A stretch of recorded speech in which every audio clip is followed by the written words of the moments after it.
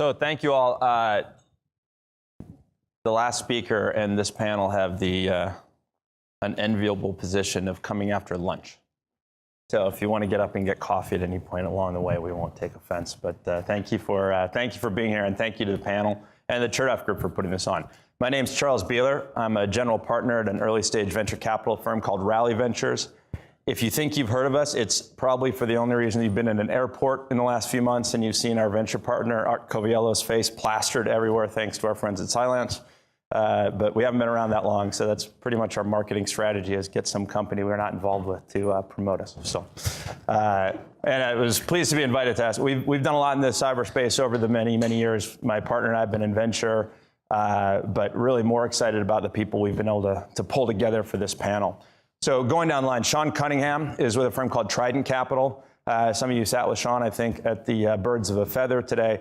Trident is one of very few venture firms who's realized that cybersecurity is a standalone opportunity, and so they've really specialized in cyber, and Sean actually joined the firm specifically to help them build out that practice, given his experience.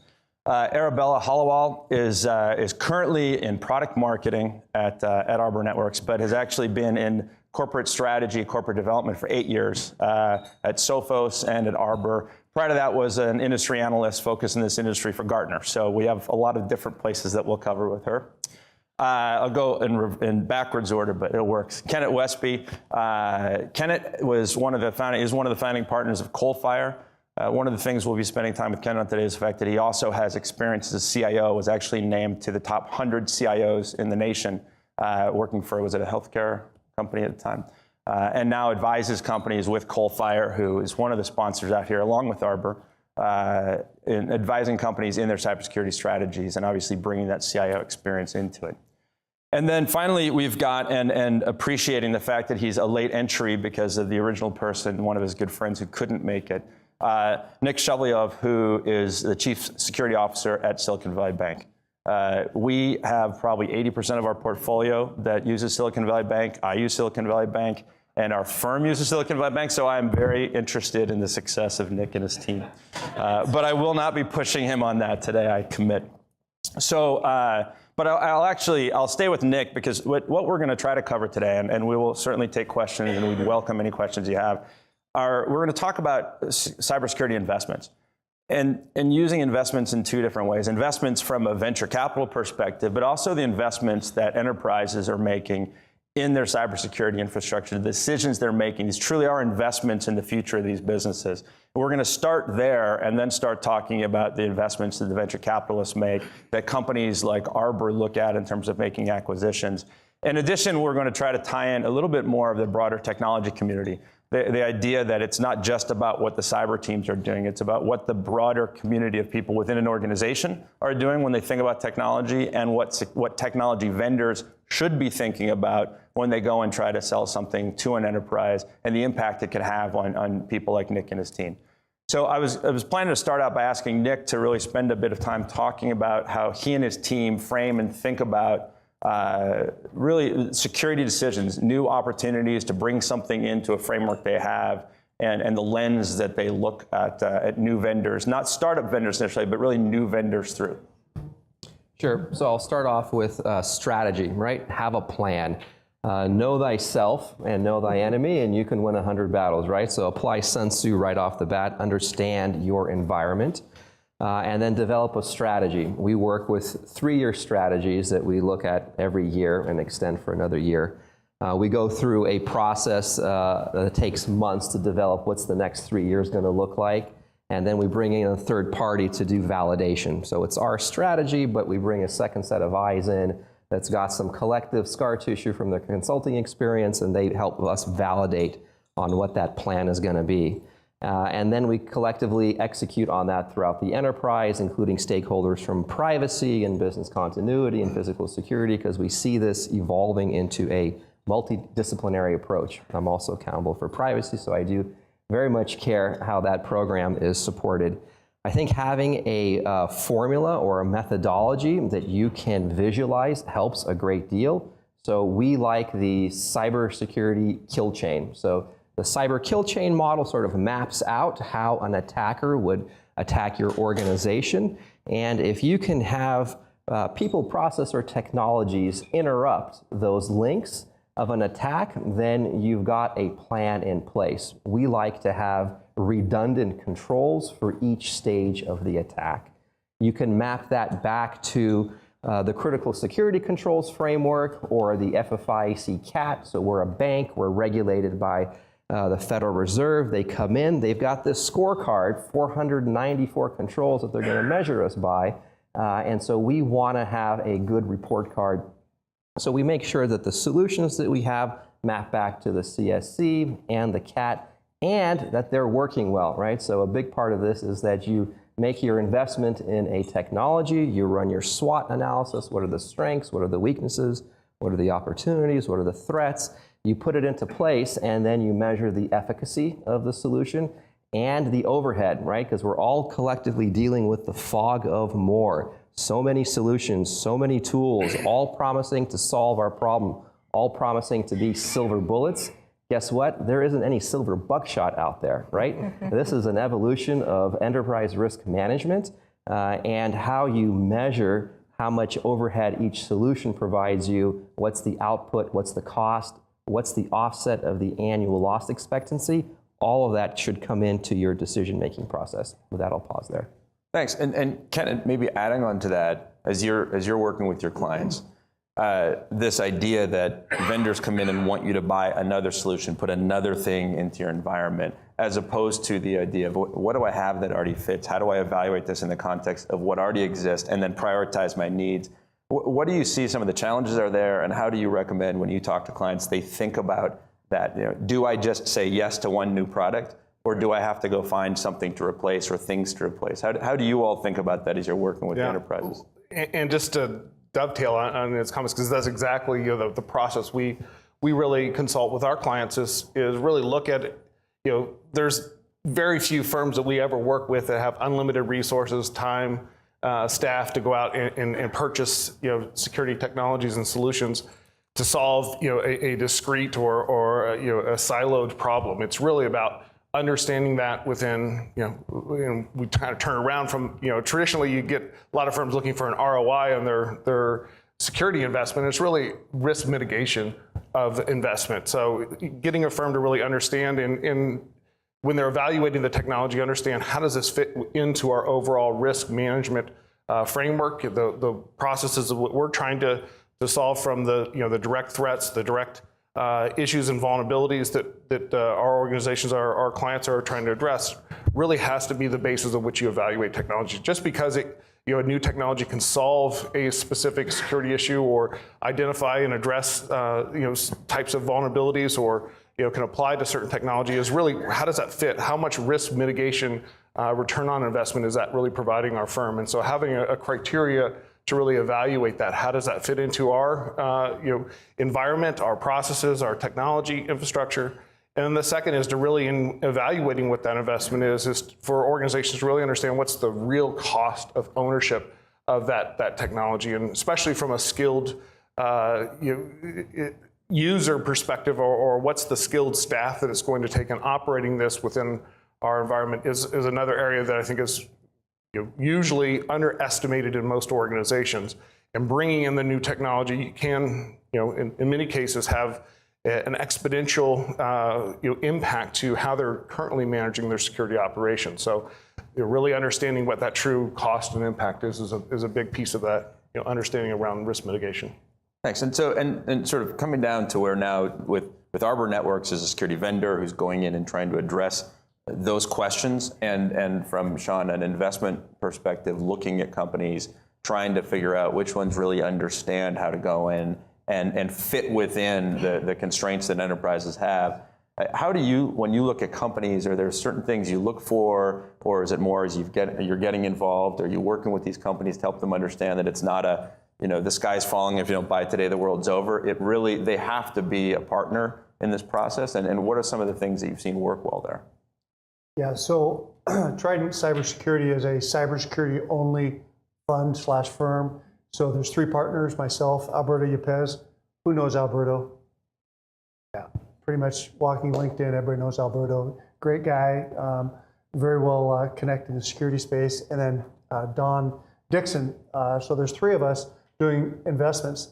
And we believe, just like our startups, that you need to stay close to your customers. And we see our customers as their customers. So the NICs, the CISOs, the CSOs of the world. So when we build out our framework and we look at, there's 1,500 security companies out there. How do we choose which is the right one? Well, when we start to put together our investment thesis, we have spent time looking at the security framework, understanding what the needs are out there. What are they going to be measured on? And then we spend time understanding really what is their appetite for new companies. And I was talking to, just this morning, I was talking to a financial tech company. And one of the values we like to bring is our portfolio companies and companies we've just spoken to that maybe we passed on is making those introductions. And this fintech company said, I really get tired of seeing the same companies come through here, the legacy companies.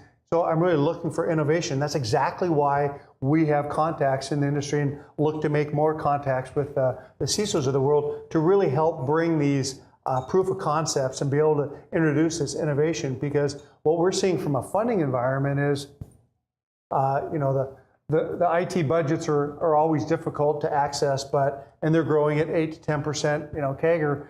But it's actually growing a lot more than that, because there's the legacy companies that are the share givers, and then the share takers are the new, innovative companies. And that's what we're starting to see, is a lot of money shifting over into those budgets which really haven't been identified. So to be able to identify those niches as part of our investment thesis by actually working with the CISOs of the world and the entrepreneurs and the government agencies and understanding exactly where the problems are. And that's the biggest key for us, is understanding what the true problems are, because there's a ton of solutions out there. A lot of them are looking for problems, but to be able to identify and have that thesis going into it, we see, we probably see 50 companies a month we talk to in the cybersecurity space, and we'll do 8 to 10 investments this year. So there's quite a filter, but there are a lot of really good companies out there still, even though there's 1,500 security companies out there. No, thanks. And so, and Arabella, so Art, I mentioned earlier, Art Coviello, Art always hammers me on his framework for deciding on what's interesting to him. And the questions he asks every company are, how do you either simplify something for me or automate it? How do you improve the efficacy while reducing the overhead? And at the end of the day, what am I going to pull out that actually costs me more than what I'm putting in, so I don't have to go and even get more budget for this? Those are not easy questions to ask for any vendor. It's especially hard when, like what Arbor Networks is doing, you're starting to go into a new market, a market that you've actually helped move Arbor into around advanced threat protection. Because it was similar to the original days of Arbor, back when it was a DDoS-focused company only, and having to go out and explain to people what the heck DDoS even was, because they hadn't been hit and they were sure they weren't a big enough website that they'd ever matter for DDoS players. How do you go out and do that, and how do you explain essentially a new market where there are a lot of people using the same buzzwords, but at the same time fit into the frameworks that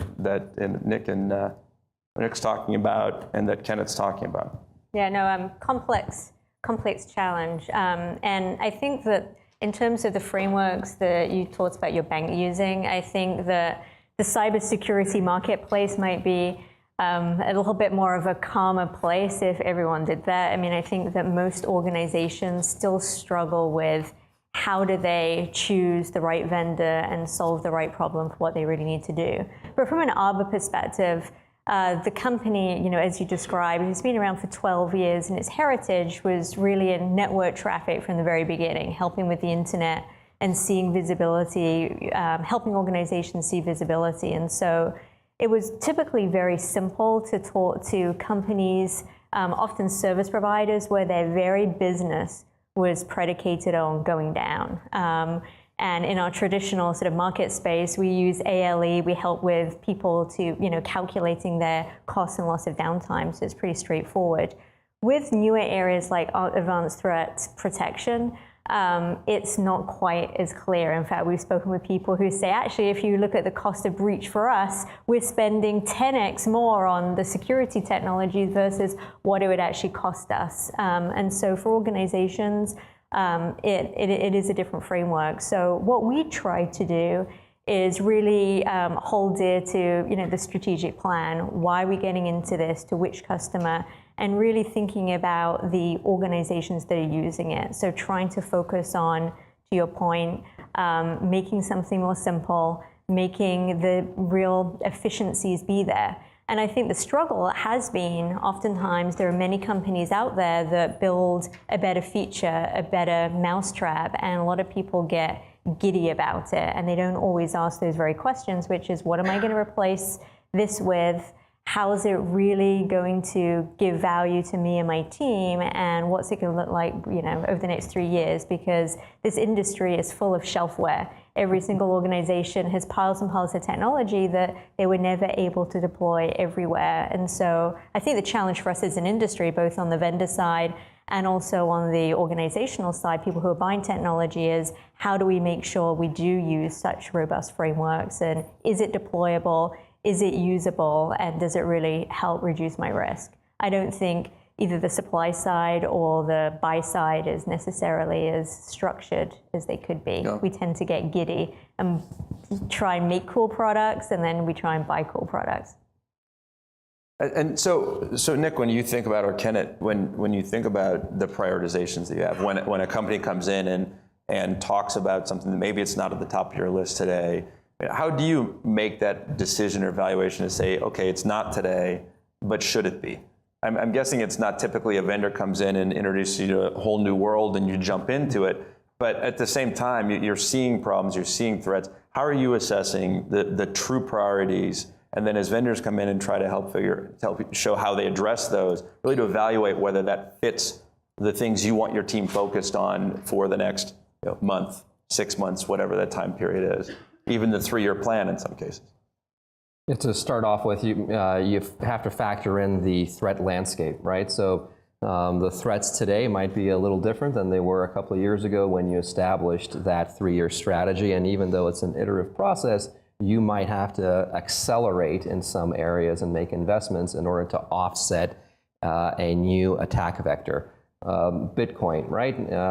Non-attributable financial transactions, the technology that empowers us, can also imperil us, right? And with Bitcoin, we saw the rise of ransomware. And suddenly you saw attackers not just trying to steal data, but to encrypt your data and then send you a ransom letter. And so that happened pretty quickly. And so you have to take into consideration, what tools do you have in place today? What do I need to invest in? Do I need to pivot in certain areas? Do I need to pull some resources from one area and put them in another in order to offset a very real and very new risk? That's just one example.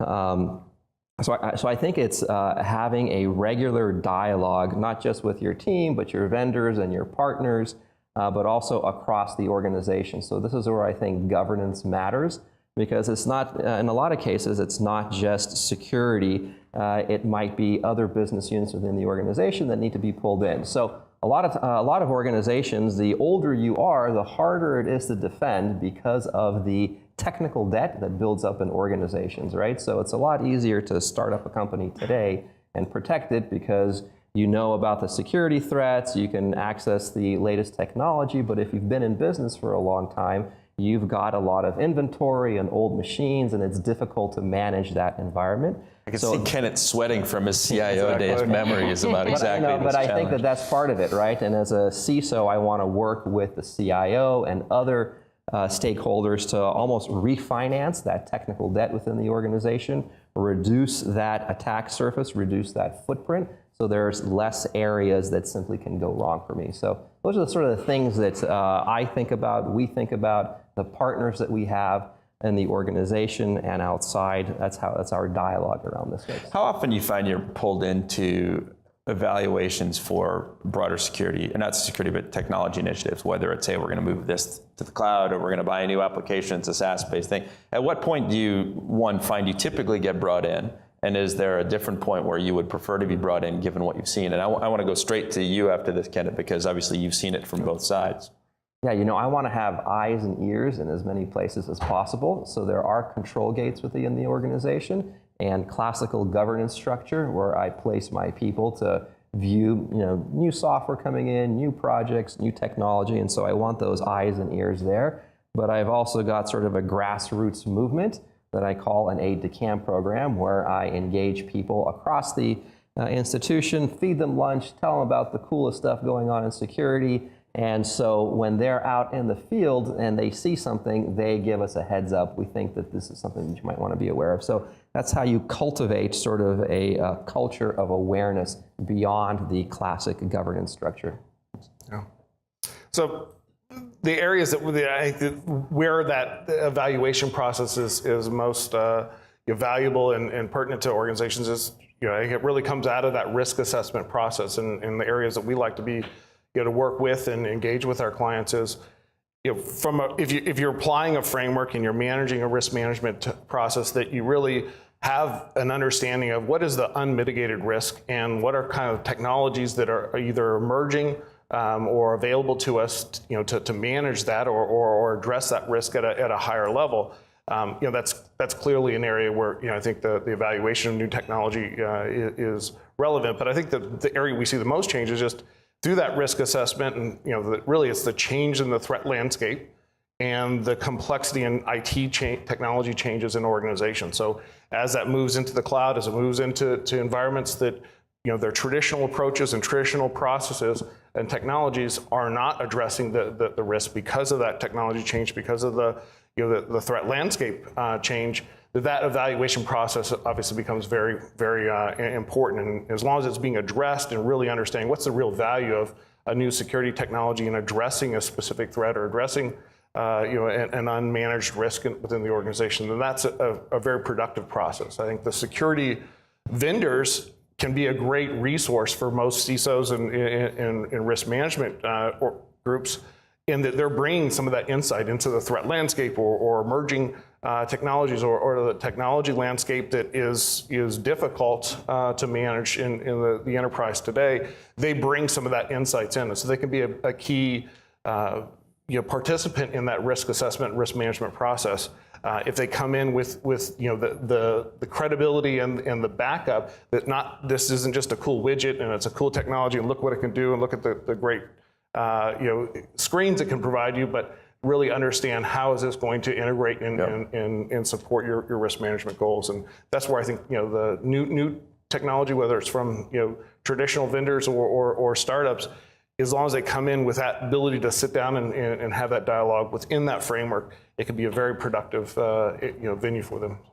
One of the things we've seen from the startup community is, and I guess follow up on Ken in the next comments, is that these type of environments have to be a dynamic and an ongoing continual. So when you're doing your risk assessments, we've funded companies out there that actually do these risk assessments, and it's embedded in the system. So you're continually doing that, because as you're adding either mobile devices or you're adding different devices or software, whatever, to the network, if you're not aware of everything that's going on there and monitoring those risk vectors, you really haven't done yourself any favor. So I think the key here is that from a startup perspective, automating all these processes, making it easy for the CISOs to be able to keep you in line, not become shelfware, is critical. And that's one of the big mantras. You talk about ROI for security, which is hard to come up with, but to be able to be in line and actually present and not creating more work as in false positives and so on. So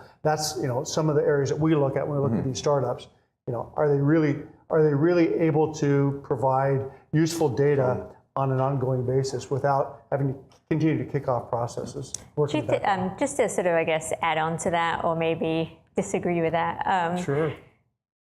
I think there has been a fundamental sea change in the threat environment, where previously some of that automation was possible. It was easier to put things in line and make more black and white decisions around what to block, I guess both at the perimeter side and also at the endpoint side. With the kind of fundamental change in the threat landscape, where threats are much more stealthy and it is pretty gray, and oftentimes threats aren't just one threat, but they're a chain of kind of carefully sequence events underneath the surface.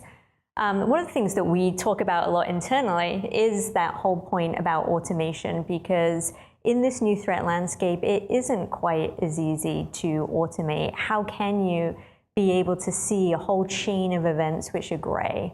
And I think that is one of the issues that we face fundamentally as an industry, which is, we are talking a lot about pretty sophisticated risk frameworks, but where you look at most organizations, the mainstream, many organizations struggle with just a full-time IT department. Many people don't even have a security organization. Right. So how can we make more teams be able to see some of the stealthy stuff? Because right now it's almost an inequality that the organizations at the very top, they've got big security teams, they can afford a lot. But there's many, many organizations out there, they just can't afford what they need. And that's why I just see, automation is hard and really hard in the current threat environment. And so it's just where you kind of think, is it snake oil, or are we really focused on the problems that companies need to answer for themselves? Yeah, and I don't think there's any question. It's hard and it's expensive and it's time consuming. So I think the key is to be able, as you say, is it enterprise or is it small, medium business? We have a company in our portfolio called Alien Vault, and they're focused at the middle market. Mm-hmm. And these guys, they've done a great job of making a real turnkey package, and it sells, it installs quickly and it is automated. And the key is when you buy these products to make sure it's custom fit for, or it fits your environment and not a mismatch.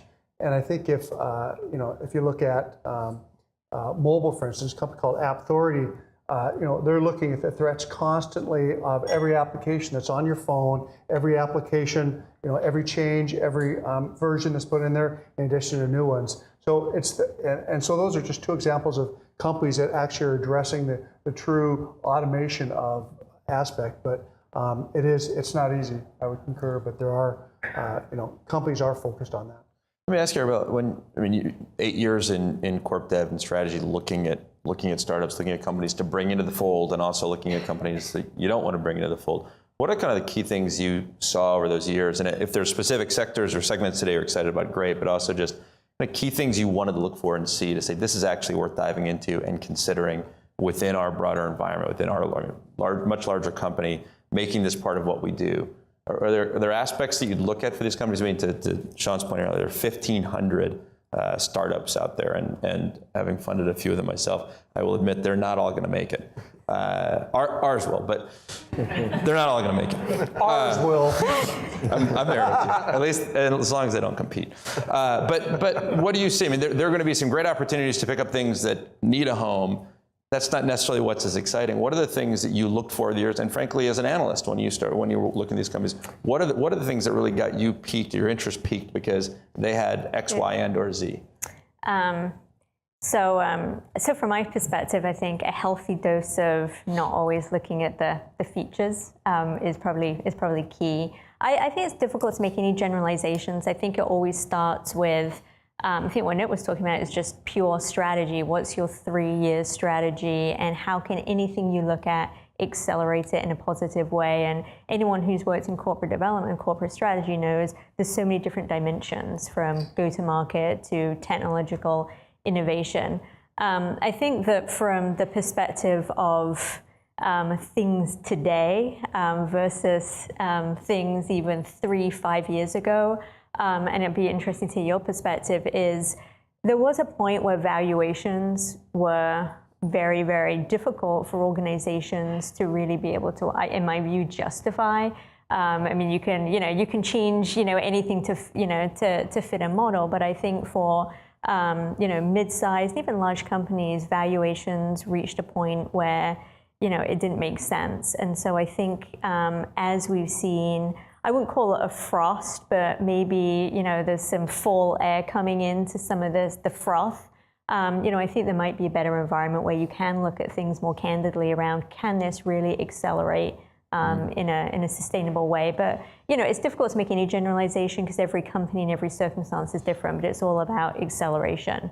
And I think that, and I'm, from an Arbor perspective, Arbor's actually spent most of their time selling to the most sort of large, complex networks of the world. So, the SME problem isn't one that's specific to Arbor, but I personally just see this huge discrepancy between the 1,600 vendors where, I'd say, 1,500 are probably spent addressing the very top of the market. and then what's left for everyone else. And I just think that's probably the biggest next phase, which is how do we make more things accessible for a larger number of companies. And that's why you see some vendors like Palo Alto continuing to do pretty well, because they can address a lot of different companies at different sizes.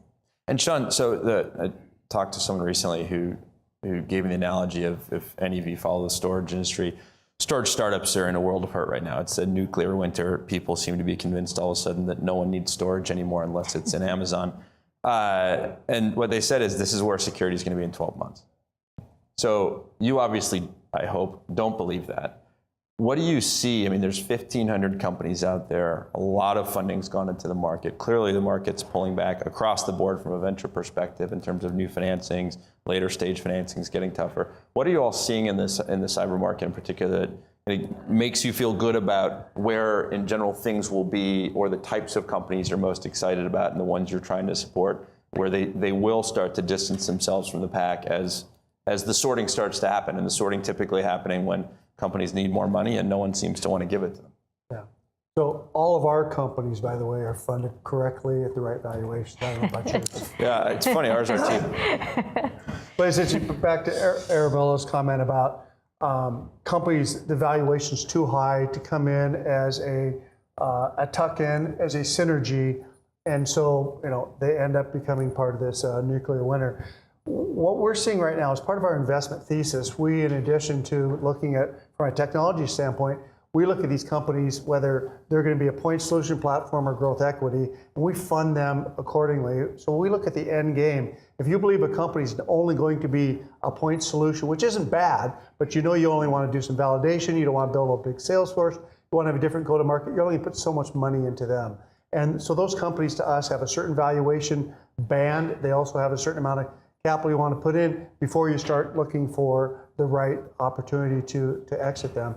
So what we've seen over the last 4 months, and then the market has most certainly seen over the last 6 months, if you just look at from a public market, obviously private markets lag a bit, but if you look at what's happened, and we clearly probably have seen valuations coming through our office and ones we've gone out proactively, down 30 to 40%. Remember, we're doing Series A, Series B, so the unicorns are still out there. Unicorns, for the most part, have plenty of cash, so they're not out, raising money. You get the Fidelities who are arbitrarily putting, new valuations on them without the complete set. So some of that is not exactly the best data, but from a Series A, Series B perspective, we are seeing, some correction. So where are you there. seeing a Series A? I mean, I know there's a range, but pick a number for where a sort of prototypical Series A is getting valued today. Series A, we're seeing, the companies somewhere between, we'll call it with minimal traction, somewhere 10 to $20 million range, 10 to 15 is not a bad place. You get closer to 10, obviously. But what you're seeing from also is the dollars invested. Dollars invested, the average dollars invested over the last 2014, 2015 is I think where you're going to see the biggest change. You're going to see a lot of insider rounds in 2016 because the companies have not gotten the traction to get from that A to the B or the B to the C. And so in some regards, that's the worst thing that can happen in the company because they're kind of kidding themselves. They're not taking the hit when they should. They're not becoming fully funded. And so they're going to end up having to face this music, 6 months, a year down the road when they're actually trying to raise money and they actually have more capital in the company. So it actually exacerbates the problem. So you're going to see more insider rounds. You're going to see smaller external rounds. And there's the other piece you're seeing, particularly in the later stage companies, if you're not a security investor and been doing this for a long time, it's difficult to have the DNA and understand what's going to be successful. So you're seeing a lot of those, bigger firms, the PE firms, and the hedge funds actually exiting security. So now it's really, we think by the end of 2016, it's going to be a core set of security investors who are pretty savvy investors, understand and can actually bring value to those companies. So we're pretty bullish, and we think that the M&A environment, obviously, the first half of 16 has been pretty light, which bodes really well, I think, because if you look at the history is going to tell us that these balance sheets for the large companies and even the unicorns are still pretty solid. So there's going to be exits. There's going to be acquisitions. There's going to be innovation because the legacy companies are struggling in those areas. Nothing's changed there. It's gotten a little bit worse. So Nick and Ken, let me bring that around. So you're looking at effectively a startup security company to bring into your environment. And obviously there's another risk factor that comes into play, which is the company itself. Is there a point where you start to focus on that more in terms of size of company? What are the sort of questions you're focused on there? And then what are the additional hurdles that get put up because of the fact they're a startup company as opposed to a publicly traded company where you can go and see what their financials are? Right. I just jump on, I guess, first to answer the question there as far as where we're seeing the trends and just from the security technology acquisition side of it is we definitely are not seeing, there's no AWS in storage solutions in security today. And one of the areas that we're seeing that is expanding and probably faster than ever is just the expansion of the types of information assets that organizations are now having to look at and manage, whether that, most of the focus in technology and security implementations have been focused around protecting assets, mostly information assets around, that are focused on PII and corporate IP. But that's expanding very, very quickly to where corporate communication, the integrity of systems, that just the areas of which security technology has to address is definitely expanding very quickly. So from that perspective, I don't see any slowdown from the need for expanding technology. In evaluating the technology solutions from your traditional large company, major players in the security technology to startups, one area that is a big challenge for most organizations is just the whole vendor and security management process. In security organizations, one, because there's the restriction on the security resources they have to manage those technologies are moving more and more to managed services as an integrated part of any security technology. That then gets integrated into the underlying security operations of organizations. And in managing that and evaluating companies is really looking at the effectiveness of the solution in the context of those managed services. And that vendor management, we're seeing security, technology and services firms being as one of the potential largest risks for firms, and looking at that as a way of which, how do I not only evaluate the effectiveness of the technology, but really of the security of those organizations. How are they managing themselves? Are they exposing our organization now in the integration into our core IT infrastructure at a higher level? So that vendor management and security evaluation of security technology firms is becoming just a critical factor in the decision process and evaluation and selection of technology firms. And that's for startups. It's a difficult challenge in that not only do I have a great new mousetrap, but can I manage that and integrate and operate that security service at the enterprise level that the organizations purchasing this can actually accept. So Nick, you all, SV makes its livelihood on startups. Doesn't necessarily mean you just want a bunch of startups coming into your security environment. It's somewhat of a unique challenge, I realize, because people like Sean and I every day are hammering you all, or trying to get someone to get to you to buy our stuff. That's right. How do you look at it? And when is it acceptable to bring it in?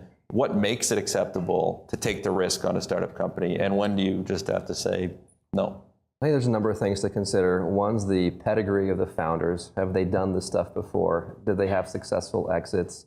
Was the technology proven to actually be useful? I think that's important. How long have they been in business? Does it look like they're going to be in business 2 years from now? Do I want to invest in the solution that's going to be acquired by a bigger company that might sunset it as part of a strategy? Right? Those are some of the things that we think about. Is a platform burning that we need to solve for, that this company is in that space? Is the risk level really, did it pop up to such a degree where I need to make a quick decision? If we've planned accordingly, those situations will be few and far between. I like to say that pioneers can end up with arrows in their back, but early settlers get the land. I want to learn on other people's mistakes. And so if I do bring in a new solution, I want to have learned through my contacts and my network on how it worked in other environments before I actually bring it in. I don't have the time, the people, the resources to sort of run science experiments in the lab. So we have a very thoughtful process, a very thoughtful onboarding process, a pilot program that we run, And at the beginning of most of these, I like to ask the project team, I run what's called a pre-mortem, not a post-mortem, but a pre-mortem, meaning this implementation has failed completely. Now, how did it fail? And the whole team then, without any sort of burden about wanting to say the same thing their boss said, they go through an analysis of here's how this could fail, and we gather that into the requirements and we try to solve for it as we implement the solution. So those are the different techniques that we've applied, that I've learned through trial and error, that are successful for us to weigh the right investment in the right startup. Thanks. So we have a few minutes left and can continue to ask questions, but I wanted to see if there are questions in the audience. I see a few hands up, so. Yeah, good afternoon, panel.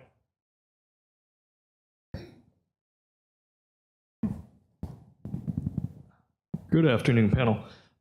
Question about the future of the industry, right?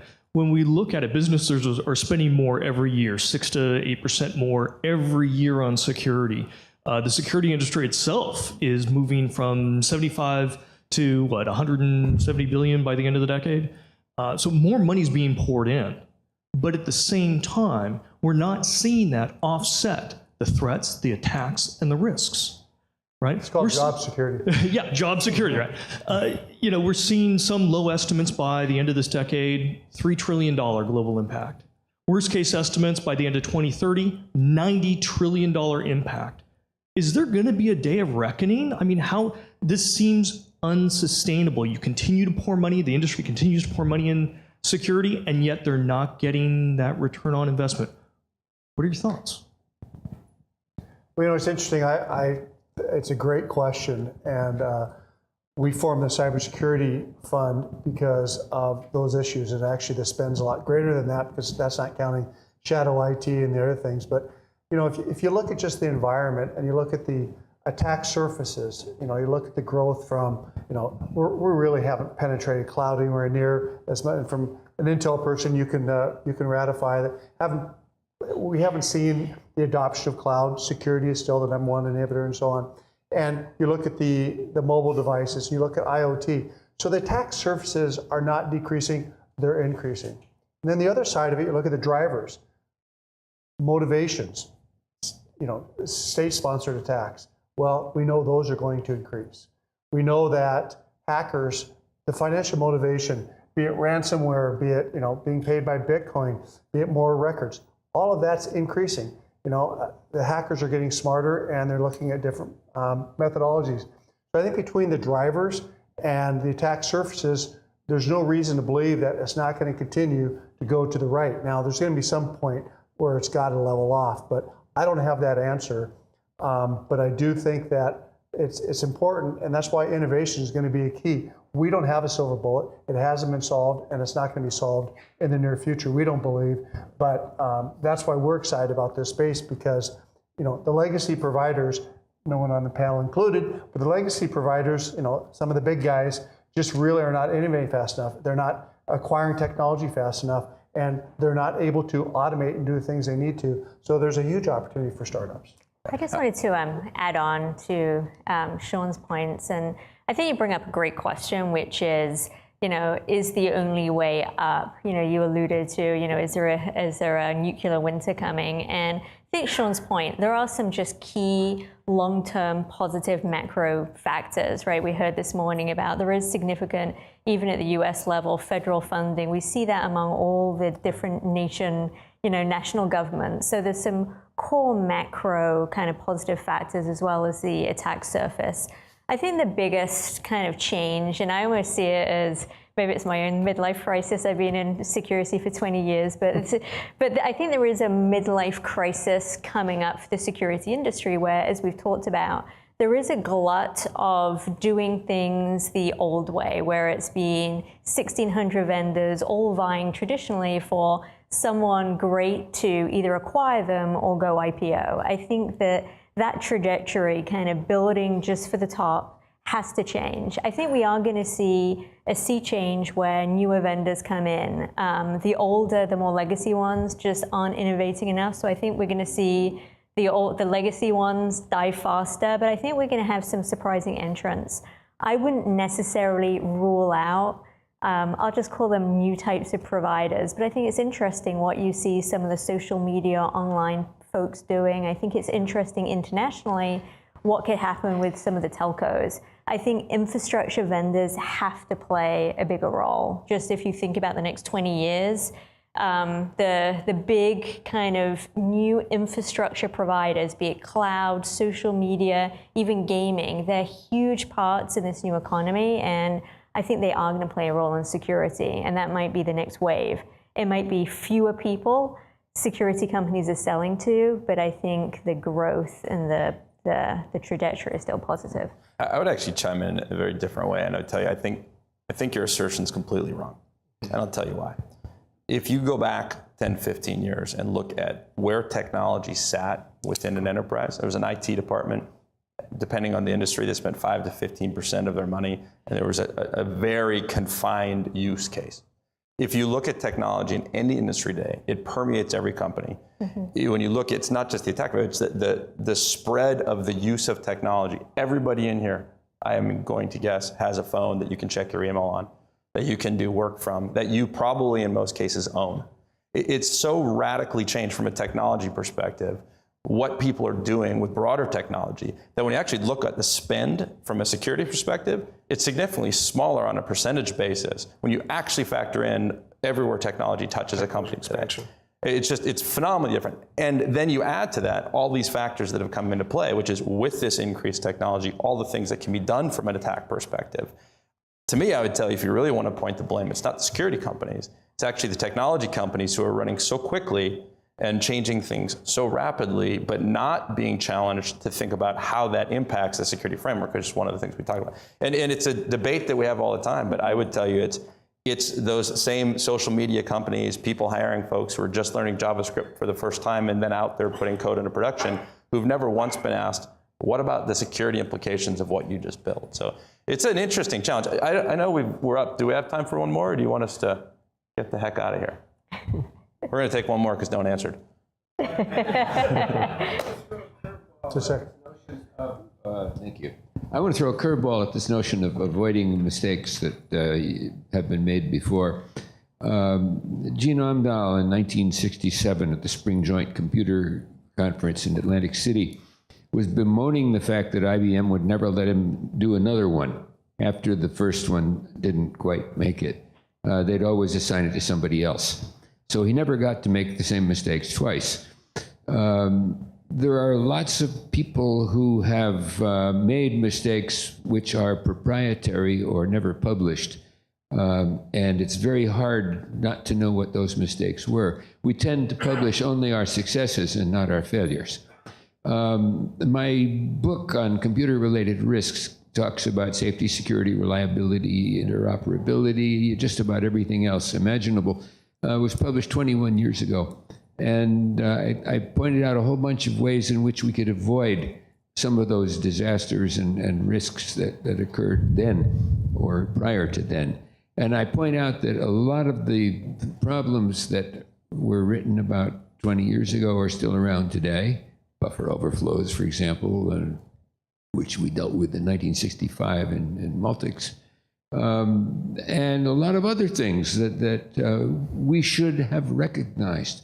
The problem is education. We're not teaching systems. We're not teaching stuff that really alludes to how the mistakes could have been made and how they could have been avoided. So I just wanted to comment. I like your notion of avoiding past mistakes, but it's very hard to do. I think the comment was more learning from past mistakes and our own. We learn as much from our own mistakes as from our successes, if that comment was directed at me. But absolutely, I think that you want to learn from the environment around you so that you're standing on the shoulders of giants. Right?